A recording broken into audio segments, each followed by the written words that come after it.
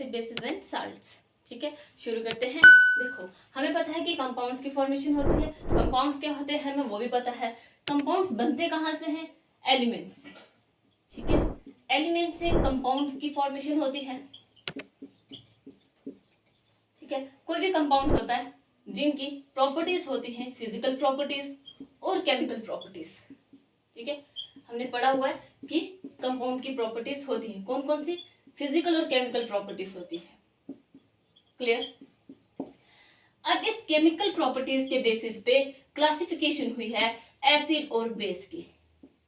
ठीक है, किसकी हुई है? एसिड और बेस की।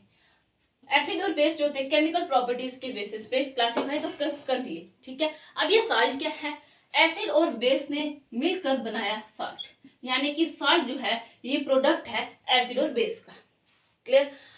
एसिड और बेस के चलते डिफरेंट साइंटिस्ट ने डिफरेंट टाइम पे कुछ कंसेप्ट दिए थे। सबसे पहला कंसेप्ट जो था ये Arrhenius concept of acid and base था, जो अरहेनियस ने 1887 में दिया था। क्लियर? अरहेनियस के अकॉर्डिंगली एसिड वो सबस्टांस होते थे, एसिड आर दी सबस्टांसेस, कौन से सबस्टांस हैं? जो H पॉजिटिव देते हैं। Acid are the substances that dissociate in water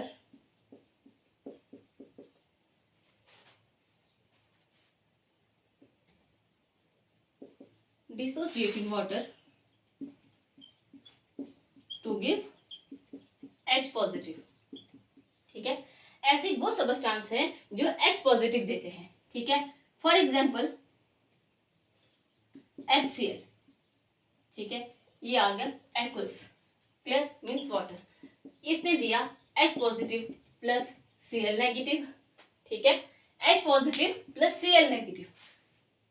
base वो सबस्टांस होते हैं, bases are the substances that produce hydroxyl ion। क्या प्रोड्यूस करते हैं? हाइड्रोक्सल आयंस, यानी कि OH नेगेटिव आयंस। ठीक है, for example NaOH, Na positive plus OH negative. ठीक है, एसिड वो सबस्टांस होते हैं जो H पॉजिटिव देने की टेंडेंसी रखते हैं, और बेस वो जो OH नेगेटिव देने की टेंडेंसी रखते हैं, यानी कि हाइड्रोक्साइल आयंस। क्लियर है? ये दिया था अरहेनियस ने। अरहेनियस एक साइंटिस्ट थे जिन्होंने क्या किया था? ये कंसेप्ट दिया था एसिड एंड बेस पे। ठीक है, कि किस तरह से हमें पता चलेगा कि एसिड क्या है और बेस क्या है। क्लियर? नेक्स्ट है Bronsted Lowry concept of acids and bases. Bronsted and Lowry ये दो डिफरेंट साइंटिस्ट थे जिन्होंने अलग अलग काम किया था 1923 में, और इनके अकॉर्डिंगली, इनकी थ्योरी के अकॉर्डिंगली एसिड्स क्या थे? Acids are the proton donor, proton donor. अब ये प्रोटॉन क्या है? H positive. ठीक है, H पॉजिटिव को ही हम कहते हैं प्रोटॉन। और बेस क्या है? बेस वो सबस्टांस है जो प्रोटॉन को एक्सेप्ट करने की टेंडेंसी रखता है, आर दी प्रोटॉन एक्सेप्टर। ठीक है, proton acceptor, proton H positive. Clear? ठीक है, एग्जाम्पल अगर हम इसमें देखें, ammonia plus water gives out to be NH4 positive plus OH negative. ठीक है, यहां पे क्या हुआ? ये अमोनिया जो है ये NH3 है, H2O जो है H पॉजिटिव और OH में ब्रेक डाउन हो जाता है। ये H पॉजिटिव इस अमोनिया के पास आ जाता है, NH4 बनाता है, और ये OH नेगेटिव। अब जिसने प्रोटॉन को डोनेट किया वो बन जाता है एसिड, और जिसने प्रोटॉन को एक्सेप्ट किया वो बन जाता है बेस। ठीक है, इस तरह से हमें पता चलता है कि बेस क्या है और एसिड क्या है। क्लियर है इतना? नेक्स्ट है ल्यूइस एसिड्स एंड बेसिस। जियान ल्यूइस एक साइंटिस्ट थे जिन्होंने 1923 में ही एक कंसेप्ट दिया था, एक थ्योरी दी थी, और इनके अकॉर्डिंगली एसिड कौन सी स्पीशीज थी और बेस कौन सी थी। एसिड्स वो स्पीशीज थी जो इलेक्ट्रॉन पेयर को एक्सेप्ट करने की टेंडेंसी रखती थी। ठीक है, are the species which accept electron pair. Clear. और बेस क्या है?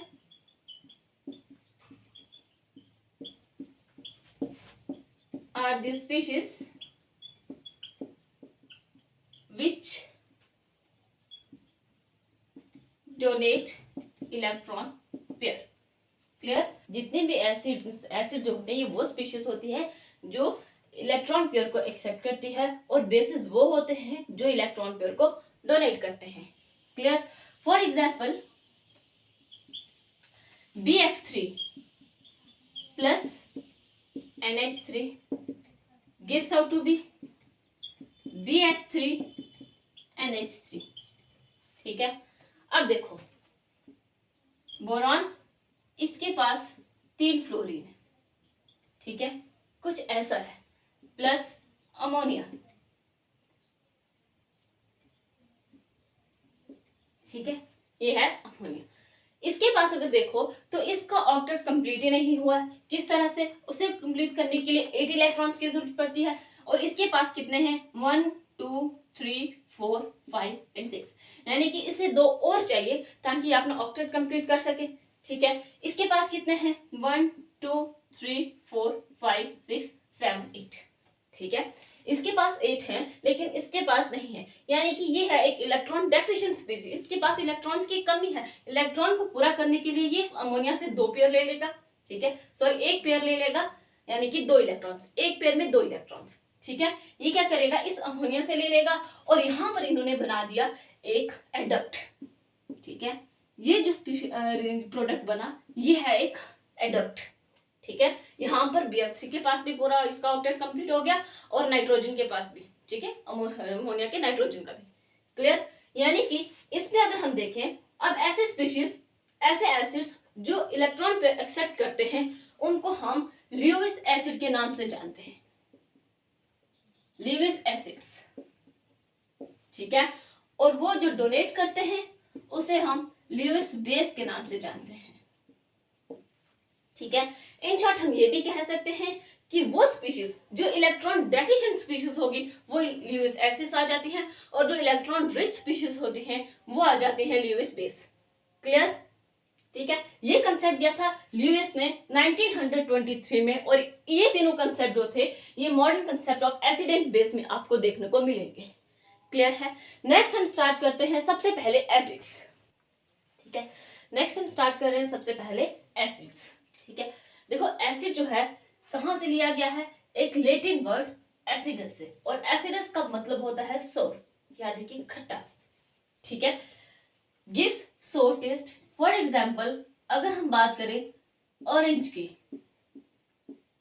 लेमन की, ठीक है, तो इनमें हमें ये सोर टेस्ट मिलता है। क्यों? इनमें हमें सिट्रिक एसिड पाया जाता है। ठीक है, इस ऑरेंज में और लेमन में सिट्रिक एसिड पाया जाता है, जिसकी वजह से जो इनका टेस्ट है वो काफी सोर नेचर का होता है। ठीक है, नेक्स्ट करोसिव इन नेचर।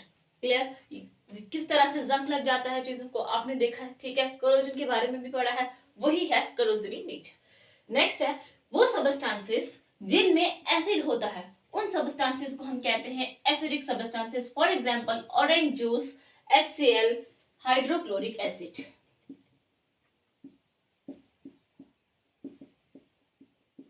ठीक, हाइड्रोक्लोरिक एसिड। नेक्स्ट है changes blue litmus to red.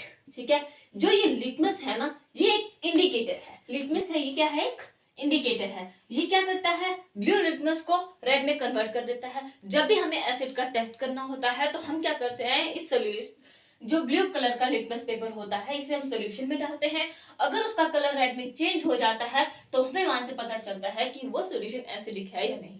ठीक है, या वो चीज एसिड, उसमें एसिड है या नहीं। ठीक है, जिस तरह से ये लिटमस है ना, ये लिटमस एक इंडिकेटर है। इस तरह से आपको 2-3 और इंडिकेटर देखने को मिलते हैं, जैसे मिथाइल ऑरेंज हो गया, मिथाइल रेड हो गया, वो भी किस तरह से कन्वर्ट हो जाते हैं, रेड में कन्वर्ट हो जाते हैं। इसी तरह से फिनाफ्थलीन है, वो क्या करता है, एसिडिक सोल्यूशन में जब हम उसका टेस्ट करते हैं वो कलरलेस हो जाता है। क्लियर? लिटमस का जो अपना नेचुरल कलर होता है वो पर्पल कलर होता है। नेक्स्ट है defined as the one which produce H positive in water. और इसने कहा था, किस कंसेप्ट में हमने पढ़ा था, Arrhenius concept of acid and base में। वहां पर हमने देखा था कि एसिड वो चीज होती है जो H पॉजिटिव प्रोड्यूस करती है वाटर में। क्लियर? इसके साथ हमने 2 और कंसेप्ट पढ़े थे। एक हमने पढ़ा था Bronsted Lowry concept of acid and base, और एक हमने देखा था ल्यूइस एसिड, ठीक है, and base. Bronsted Lowry concept of acid and base में हमने देखा था कि एसिड वो होते हैं जो डोनेट करते हैं H पॉजिटिव, ठीक है, जो प्रोटॉन डोनेट करते हैं उसे हम कहते हैं एसिड ब्रॉन्स्टेड-लोरी के अकॉर्डिंगली। और ल्यूइस के अकॉर्डिंगली एसिड कौन सी स्पीशीज होती हैं, जो क्या करते हैं, इलेक्ट्रॉन पेयर को एक्सेप्ट करते हैं। ठीक है, इतना समझ में आ गया। ये सब था एसिड के बारे में। कुछ और थोड़ी सी चीजें जो हमें एसिड के बारे में पढ़नी है, एक बार वो देख लेते हैं, जैसे इसकी प्रॉपर्टीज के बारे में। तो ये है एसिड की कुछ प्रॉपर्टीज। देखो क्या है, एसिड जब भी मेटल के साथ मिलता है तो मेटल के साथ मिलके ये क्या बना देता है, साल्ट प्लस हाइड्रोजन गैस यहाँ से इवॉल्व हो जाती है, ठीक है, H2 गैस यहाँ से बाहर निकल जाती है जब भी एसिड किसी मेटल के साथ मिलेगा। जैसे हमारे पास था यहाँ पर एसिड H2SO4, इसका नाम है सल्फ्यूरिक एसिड। कौन सा एसिड है ये, सल्फ्यूरिक एसिड, सल्फ्यूरिक एसिड। और इससे हमने किस मेटल के साथ रिएक्ट किया, मैग्नीशियम के साथ। मैग्नीशियम के साथ रिएक्ट करते ही इसने बना दिया मैग्नीशियम सल्फेट, और हाइड्रोजन गैस यहां से बाहर H2, ठीक है, हाइड्रोजन गैस इससे बाहर, ठीक है, magnesium plus sulphuric acid gives out to be magnesium sulphate plus H2 यहां से बाहर, ठीक है। नेक्स्ट प्रॉपर्टी है कि एसिड के साथ जब मेटल कार्बोनेट या फिर मेटल हाइड्रोजन कार्बोनेट मिलेगा, इन दोनों में से कुछ भी मिले तो हमें हमारा जो प्रोडक्ट आएगा वो क्या आएगा, एक हमारे पास साल्ट बनेगा और इसके साथ साथ कार्बन डाइऑक्साइड प्लस वाटर भी बाहर रिलीज होंगे, ठीक है। एग्जाम्पल के तौर पे जैसे हमने मेटल कार्बोनेट लिया Na2CO3 सोडियम कार्बोनेट, यहां से हमारे पास सोडियम क्लोराइड बना plus water plus carbon dioxide, ये हमारे पास क्या है, सोडियम क्लोराइड, ये एक साल्ट है, ठीक है, और ये है हमारा सोडियम कार्बोनेट,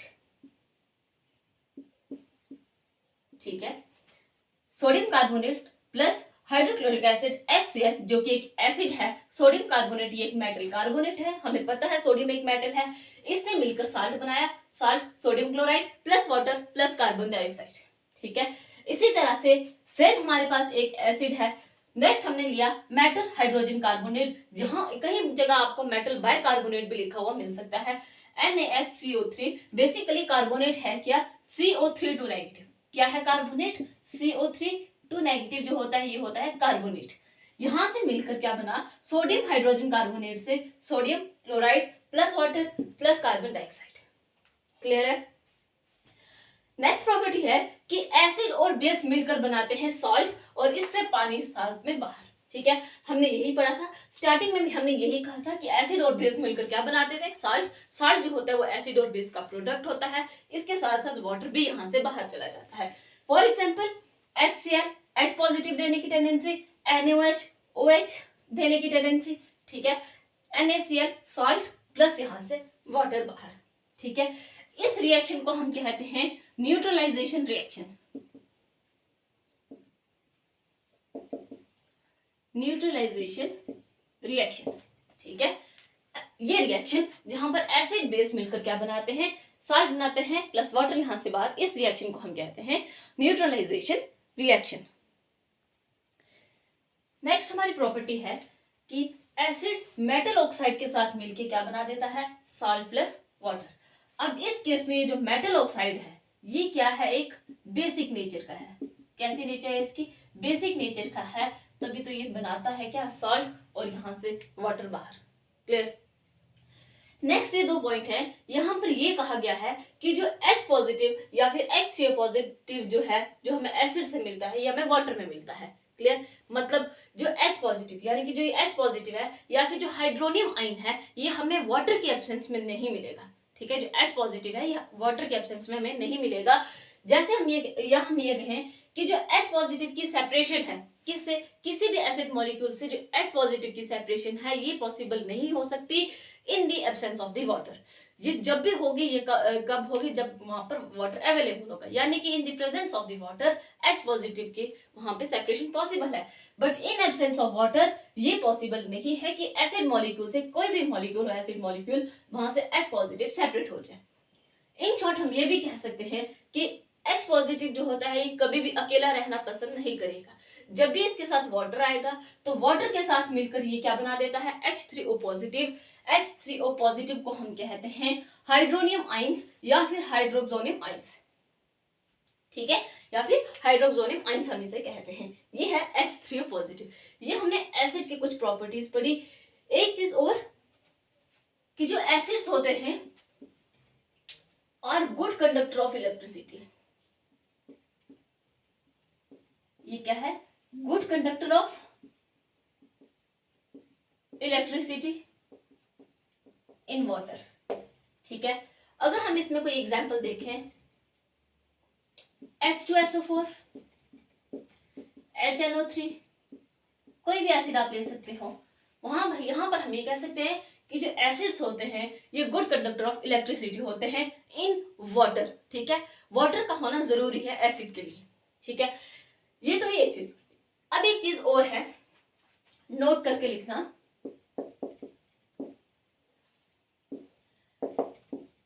कि हम एसिड को वाटर में ऐड करते हैं या वाटर को एसिड में ऐड करते हैं। क्या करते हैं, हमेशा एसिड को वाटर में ऐड करते हैं। ठीक है, एंड नॉट वाइस वर्सा। हम कभी भी वाटर को एसिड में ऐड नहीं करेंगे, हम जब भी करते हैं एसिड को वाटर में ऐड करते हैं। ठीक है, और ये भी धीरे धीरे ये प्रोसेस होता है, एकदम से हम एसिड को बीच में वाटर में नहीं डाल देंगे सारा का सारा, स्लोली हम ये प्रोसेस करते हैं। जैसे थोड़ा सा एसिड डाला, स्टिर करेंगे, फिर और हम एसिड डालेंगे, फिर स्टिर करेंगे।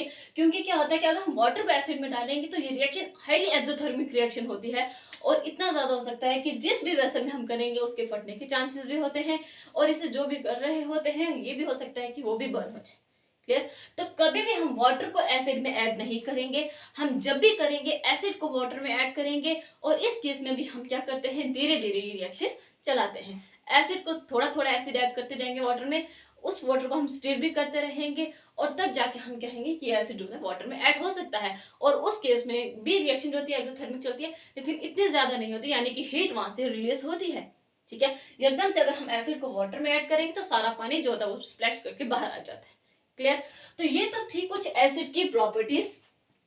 अब हम नेक्स्ट इसके बारे में फर्दर मूव करते हुए एसिड्स की कुछ क्लासिफिकेशन के बारे में बात करते हैं। सबसे पहले क्लासिफिकेशन हम इसके सोर्स के बेसिस पे करेंगे। ठीक है, एसिड की कि कहां से हम एसिड को ले सकते हैं। ठीक है, सबसे पहले इनऑर्गेनिक एसिड, इनऑर्गेनिक एसिड, और एक होता है ऑर्गेनिक एसिड। ठीक, इनऑर्गेनिक एसिड हम कहां से लेते हैं, from the mineral present in earth crust. Earth की क्रस्ट लेयर पे जो मिनरल प्रेजेंट होते हैं वहां से जो भी एसिड हम लेते हैं उसको हम इनऑर्गेनिक एसिड भी कहते हैं, और इसीलिए हम इसको मिनरल एसिड भी कहते हैं। ठीक है, ये कहां से, ये एसिड वहां से लिए जाते हैं, उन मिनरल से लिए जाते हैं जो अर्थ क्रस्ट से हमें निकलते हैं। ठीक है, for example H2SO4, HNO3 etcetera. ठीक है, ऑर्गेनिक एसिड ये वो एसिड होते हैं जो हमें कहां से मिलते हैं, फ्रॉम प्लांट्स एंड एनिमल्स। ये हमें प्लांट्स और एनिमल्स से मिलते हैं और इसको हम एडिबल एसिड भी कहते हैं, यानी कि ये एसिड जो हम खा सकते हैं। क्लियर, फॉर एग्जाम्पल ऑरेंज या लेमन ले लो, इसमें कौन सा एसिड मिलता है? Citric acid. ठीक है, एक और एसिड देखो, मिल्क में या फिर हम ये कहें कि कर्ड में कौन सा एसिड होता है? Lactic acid. ठीक है, और भी बहुत सारे एसिड हैं जो हमें देखने को मिलते हैं, ऑर्गेनिक एसिड यानी कि एडिबल एसिड्स। तो ये वो एसिड्स है जो हमें सोर्स के बेसिस पे हमने क्लासिफाई किए हैं। कौन कौन से? Inorganic acid and organic acid. Inorganic acid ये वो एसिड होते हैं जो हमें अर्थ की क्रस्ट लेयर से मिलते हैं थ्रू मिनरल। ठीक है, और ऑर्गेनिक एसिड वो होते हैं जो डायरेक्टली और इनडायरेक्टली हमें प्लांट और एनिमल से मिलते हैं, और इन्हें हम एडिबल एसिड भी कहते हैं क्योंकि ये एसिड खाए जाते हैं। जैसे ऑरेंज में हमें सिट्रिक एसिड मिलता है, मिल्क और कर्ड में हमें लैक्टिक एसिड मिलता है। नेक्स्ट, इसकी क्लासिफिकेशन को कंटिन्यू करते हुए कुछ और क्लासिफिकेशन देखते हैं। नेक्स्ट है स्ट्रेंथ के बेसिस पे अगर हम बात करें, अगेन जो एसिड होते हैं ये दो तरह से होते हैं। कौन कौन से? स्ट्रॉन्ग एसिड और वीक एसिड। ठीक है, स्ट्रॉन्ग एसिड ये वो एसिड होते हैं which dissociates completely when dissolved in water। जब भी हम एसिड को वाटर में डिसॉल्व करेंगे तो ये पूरी तरह से डिसोसिएट हो जाएंगे। Clear? For example HCl, H positive plus Cl में ब्रेक डाउन हो जाता है। ठीक है, या हम ये कहें जब हम इसको वाटर में ऐड करते हैं तो ये H3O positive plus Cl negative में ब्रेक डाउन हो जाता है। ठीक है, जैसे हमने HCl की देखी ऐसे ही हम H2SO4 की भी कह सकते हैं, HNO3 की भी कह सकते हैं, H3PO4 एक्सेट्रा। ये सारे के सारे क्या हैं? स्ट्रॉन्ग एसिड हैं। वीक एसिड क्या होता है? विच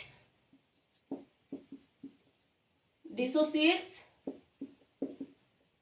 पार्शली, मतलब पूरी तरीके से ये डिसोसिएट नहीं हो सकते when dissolved in water। clear? for example acetic acid, oxalic acid etcetera. ठीक है, एसिटिक एसिड का अगर केमिकल फॉर्मूला देखें तो क्या होता है? CH3COOH, और ऑक्सैलिक एसिड का होता है कुछ ऐसा COOH COOH। ठीक है, weak acid and strong acid ये तो आ जाते हैं इनके स्ट्रेंथ के बेसिस पे कि स्ट्रॉन्ग एसिड कौन से होते हैं जो पूरी तरह से डिसोसिएट हो जाते हैं, और वीक एसिड वो होते हैं जो पार्शियली डिसोसिएट होते हैं जब भी हम इन्हें वाटर में डिसॉल्व करेंगे। क्लियर है इतना? अब कुछ और इसकी क्लासिफिकेशन है। नेक्स्ट है कंसंट्रेशन के बेसिस पे। क्लियर? तो देखो कंसंट्रेशन के बेसिस पे, कंसंट्रेशन से मतलब इसके देखते हैं किस तरह से। एक आती है कंसंट्रेटेड एसिड। कंसंट्रेशन से हमारा मतलब है अमाउंट। ठीक है, एसिड और वाटर का अमाउंट हमें देखना है। एक आता है कंसंट्रेटेड एसिड और दूसरा आता है डाइल्यूट एसिड।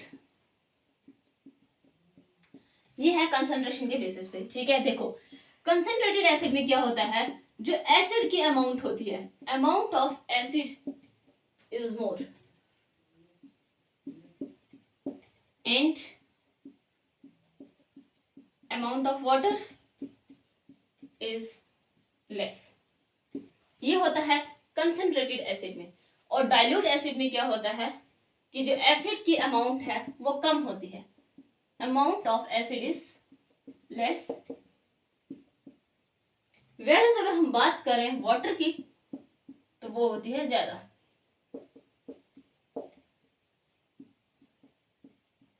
ठीक है, dilute acid and concentrated acid, ये तो आगे कंसंट्रेशन के बेसिस पे। अब कुछ और क्लासिफिकेशन है। नेक्स्ट आ जाती है बेसिसिटी के बेसिस पे एसिड की क्लासिफिकेशन। जैसे हम एसिड के केस में बेसिसिटी के बेसिस पे क्लासिफिकेशन देख रहे हैं, ऐसे ही हम बेस के केस में एसिडिटी के बेसिस पे देखेंगे। क्लियर? तो पहले ये देख लेते हैं। सबसे पहले मोनोबेसिक। ठीक है, ये कौन सी होती हैं, विच प्रोड्यूस, अच्छा एक चीज और, ये सारे के सारे हम एक्वस सॉल्यूशन में ले रहे हैं, ठीक है। इससे पहले भी जो हमने की वो भी एक्वस सॉल्यूशन में हुई है, जिसमें हमने डाइल्यूट और कंसंट्रेटेड देखा है, क्लियर।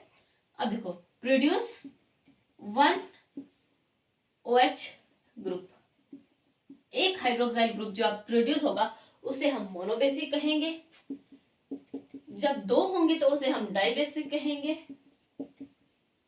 यहाँ पे एक चीज लिख लेना, ऑन कंप्लीट आयोनाइजेशन, ये वर्ड मत बोलना, यानी कि आयंस की ब्रेकेज पे, ठीक है। पूरी तरह से जब आयंस ब्रेक हो जाते हैं उसके बाद जो OH प्रोड्यूस होते हैं उसे हम मोनोबेसिक कहते हैं, ठीक है। प्रोड्यूस 2 OH ग्रुप,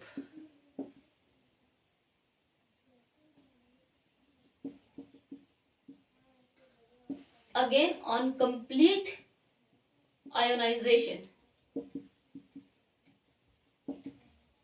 ठीक है। फॉर एग्जाम्पल ऑक्सैलिक एसिड के लिए लेते हैं, ठीक है। क्या है ये, ऑक्सैलिक एसिड, क्लियर। एक और आती है ट्राइबेसिक, क्या करते हैं, produce 3 hydroxyl group, 3 OH group on complete dissociation, for example on complete ionization, for example H3PO4, clear. इसका स्ट्रक्चर कैसा होता है, कुछ ऐसा, ठीक है, कुछ ऐसा, ठीक है। तो ये तो आगे बेसिसिटी के बेसिस पे, ठीक है। Monobasic, dibasic and tribasic. Monobasic acid लिखना, ठीक है, मोनोबेसिक एसिड, डाइबेसिक एसिड और ट्राइबेसिक एसिड, क्लियर है इतना। नेक्स्ट हम बात करेंगे, इसकी 2 और क्लासिफिकेशन है उसके बारे में, और वहां पर क्लासिफिकेशन कंप्लीट होगी हमारी। अब जो हमारे पास आ रहे हैं ये है hydra acid and oxy acid, ठीक है। जो हाइड्रा एसिड होते हैं ना और ऑक्सी एसिड में थोड़ा सा डिफरेंस है, क्या है, देखो, हाइड्रा एसिड ये वो एसिड होते हैं कंटेन ओनली हाइड्रोजन, ठीक है, कंटेन ओनली हाइड्रोजन, ठीक है। No oxygen is available, no oxygen is present और अवेलेबल, कुछ भी लिख सकते हो, यानी कि इसमें ऑक्सीजन आपको देखने को नहीं मिलती, आपको सिर्फ और सिर्फ हाइड्रोजन देखने को मिलते हैं। For example HCl, HBr, HF etcetera, ठीक है। जबकि अगर आप ऑक्सी एसिड में बात करेंगे तो ये वो एसिड होते हैं contain both hydrogen and oxygen, और हाइड्रोजन का सिंबल क्या होता है, H, एंड ऑक्सीजन O, ठीक है। यहां पर आपको ये दोनों देखने को मिलेंगे। For example H3PO4, H2SO4, HNO3 etcetera, ठीक है। H2SO4 और HNO3 है ना, ये वो एग्जाम्पल हैं जो आपको हर जगह देखने को मिलेंगी, काफी कॉमन एग्जाम्पल है ये, क्लियर। तो यहाँ पर तो हमारी क्लासिफिकेशन कंप्लीट होती है। अब चलते चलते एसिड्स के हम कुछ यूजेस की बात कर ले, ओके। नेक्स्ट आगे कुछ इसके यूजेस। सबसे पहले इसका यूज है कौन सा, नाइट्रिक एसिड। देखो नाइट्रिक एसिड क्या होता है, हम इससे पहले नाइट्रेशन के बारे में पढ़ते आ रहे हैं। ये है नाइट्रिक एसिड, और नाइट्रिक एसिड ये कुछ एसिड हैं जिनके आपको केमिकल फॉर्मूला पता होना चाहिए, ठीक है। जैसे नाइट्रिक एसिड क्या होता है, HNO3, ठीक है। यूजेस क्या है इसके, यूज्ड फॉर मेकिंग फर्टिलाइजर्स। जो लोग खेती बाड़ी से रिलेटेड हैं, जो खेती बाड़ी का काम करते हैं, जिनके काम के बारे में जानते भी हैं, उनको पता होगा कि नाइट्रोजन सल्फर का वहां पे क्या यूज होता है, ठीक है। फर्टिलाइजर्स, डाइज, प्लास्टिक में, मेडिसिन में एंड एक्सप्लोजिव एक्सेट्रा, ठीक है। ये बहुत ज्यादा कॉमनली यूज है नाइट्रिक एसिड, ठीक है। आपको बहुत जगह ये यूज करते हुए मिलेगा nitric acid, clear. Most important है कि एक्सप्लोजिव बनाने में, जैसे TNT वगैरह होते हैं उसमें ही हमें काम आते हैं, ठीक है। साथ ही साथ फोटोग्राफी और लेबोरेटरी रिएजेंट में इसका यूज होता है, ठीक है। नेक्स्ट है सल्फ्यूरिक एसिड, H2SO4, ठीक है। ये इनके केमिकल फॉर्मूला है। लाइक नाइट्रिक एसिड ये भी फर्टिलाइजर्स में क्या होते हैं, यूज होते हैं, फर्टिलाइजर्स बनाने में यूज होते हैं। प्लास्टिक्स में, पेंट्स में, डाइस में, डिटर्जेंट्स एंड एक्यूमुलेटेड बैटरीज में ये काम आते हैं। Clear. Next hydrochloric acid HCl, ये कहां पर काम आते हैं? प्लास्टिक बनाने में, like PVC, medicine, cosmetics, dice, textile, aqua regia. ये एक्वारिजिया क्या चीज है? एक्वारिजिया क्या है? यहां पे लिखती हूँ, एक्वारिजिया ये एक मिक्सचर है। किसका? Mixture of nitric acid and hydrochloric acid, और ये इसकी रेशियो होती है 1:3। ठीक है, 1:3 की रेशियो में ये होता है नाइट्रिक एसिड और हाइड्रोक्लोरिक एसिड। यह है एक्वारिजिया जहां पर HCl का यूज किया जाता है। ठीक है, और इसी के साथ साथ लेदर इंडस्ट्रीज और लेबोरेटरीज में, लेबोरेटरी एजेंट्स में इसका यूज होता है। Benzoic acid and formic acid. Benzoic acid होता है C6H5COOH एंड फॉर्मिक एसिड होता है HCOOH। ठीक है, इससे ना एक रिएक्शन मुझे याद आई एसिड की, रिएक्शन है RCOOH प्लस RCHO, ROH। ठीक है, ROH एक एल्कोहल। ठीक है, ये एक कार्बोक्सिलिक एसिड है, ये एक एल्कोहल है। ये मिलकर क्या बनाते हैं? एस्टर। ठीक है, और एस्टर कैसा होता है? C+O, ये हीट का भी सिंबल बनाया। ठीक है, OR प्लस यहां से वाटर बाहर चला जाता है। ठीक है, ये एक रिएक्शन है जो प्रॉपर्टीज में करना था, चलो कोई बात नहीं। ठीक है, एस्टर की फॉर्मेशन होती है। जो ये ग्रुप है ये हमारा कौन सा है? एस्टर, और इसीलिए इसको हम कहते हैं एस्टरिफिकेशन।